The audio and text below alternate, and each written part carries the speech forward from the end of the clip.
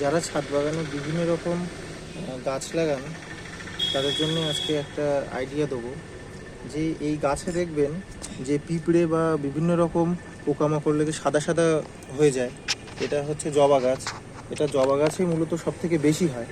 তো এটা বাড়িতে বসে আপনার ঘরোয়া আইডিয়াতে কিভাবে এটাকে নির্মূল করবেন সেটা আপনাদের এই ভিডিওতে দেখাবো।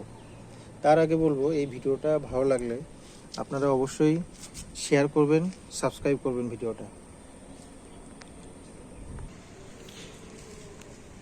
একটা পাত্রে জল নেবেন, সেই জলের মধ্যে 10 থেকে 12 কুচি রসুন নেবেন, আর তার সাথে 5 থেকে 6টা কাঁচা লঙ্কা ওর মধ্যে কেটে দেবেন। দিয়ে 2-3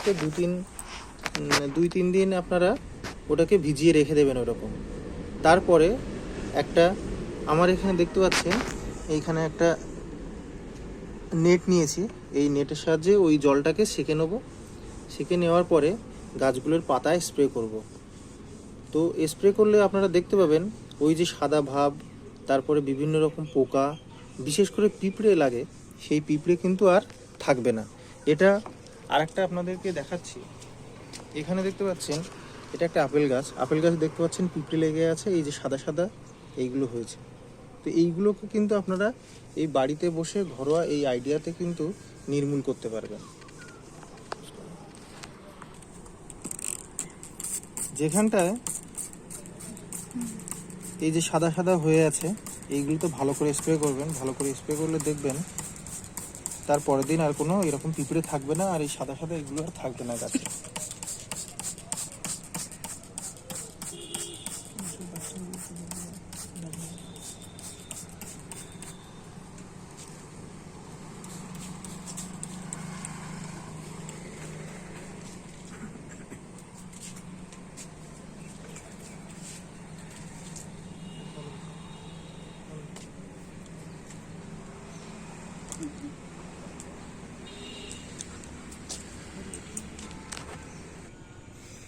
এটা একটা দেখুন পাতিলেবু গাছ।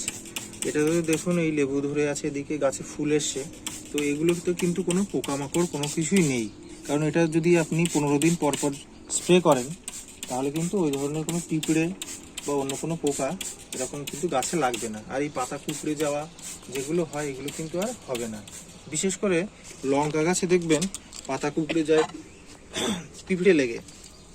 তো এই লঙ্কা গাছে কিন্তু কোনো রকমভাবেই পিঁপড়ে লাগবে না। আপনারা ভালো করে দেখুন যে একটা কোনো পিঁপড়ের নেই কিন্তু এই লঙ্কা গাছে।